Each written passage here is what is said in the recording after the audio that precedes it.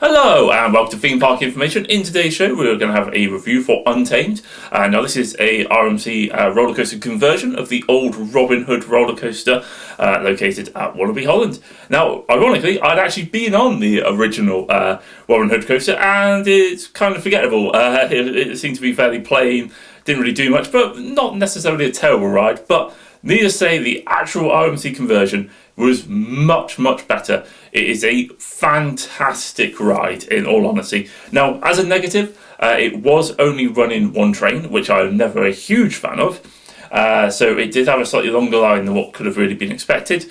We did manage to get on it very early in the day, where it was walk-on, and then did also manage to get a ride where we did actually sadly have to have a bit of a queue, which was a shame, but for the most part, this ride is really fun. It just does so many things well. It's got quite a well themed, like, sort of station building. It has a really nice facade, really nice sign. The little outerbank turn as you leave the station is always really cool. Don't really think it offers too much forces-wise, but it is a cool visual, and it does make what would potentially be quite a boring sort of turn section a little bit more exciting. I'd say normal sort of lift hill up to a decent height, and then the rain ride begins, and that first drop is kind of meh. It's certainly it's certainly good, but I've been on much better RMC roller coasters with a much better drop than it. Don't get me wrong, you still leave your seat, and it does have quite a lot of airtime down it, but it just seems to be lacking a little bit of like height. It could do with being just a little bit longer or a bit steeper. So it does pack a punch, but it is also at the same time, if you compare it to some of their other rides, just not quite there. But still decent. Then you get a really cool speed hill. I absolutely love these, especially when they're done well. And on this one, it is. Absolutely fly over it, great airtime. And then you go into one of the signature sort of inversions on this ride, which is actually a double inversion. It kind of inverts once. Goes back, not fully, it kind of goes back to like 90 degrees and then twists over again. And this has some great sort of hang time as well. Really fun inversion, because you're out your seat, you have a little respite, and then you're back out your seat as you kind of go through the rest of the element. Absolutely brilliant. Love it. It's so good.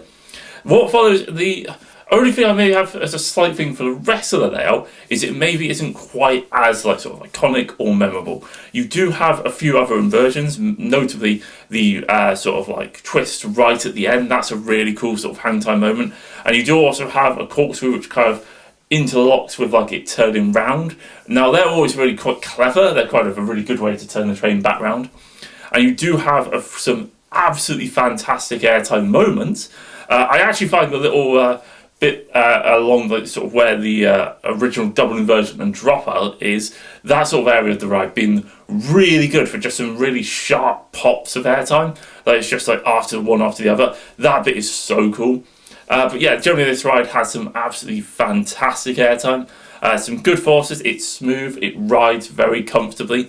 Now I will confess, RMC rides do have a very heavy sort of lap bar and seatbelt.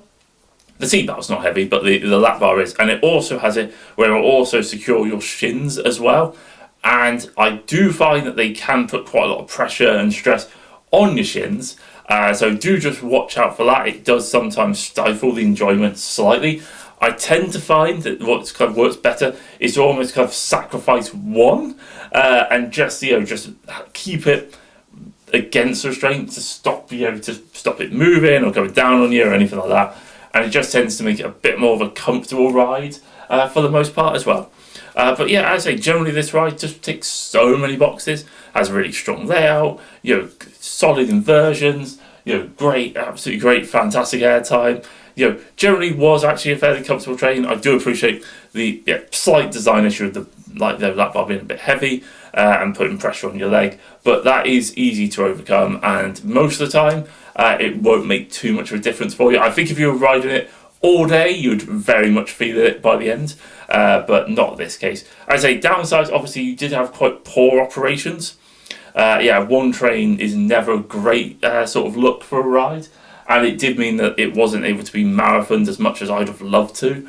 But generally, really, really good ride. I think it probably gets a 90 sort of percent out of 100, or 90 out of 100. I am not sure whether or not it cracks the top 25. It's something that I need to think more about, in all truth. But yeah, it definitely is a fantastic ride. Very, very difficult to really find too much to critique about it. So don't forget to like, comment and subscribe, and I'll catch you guys on the next one.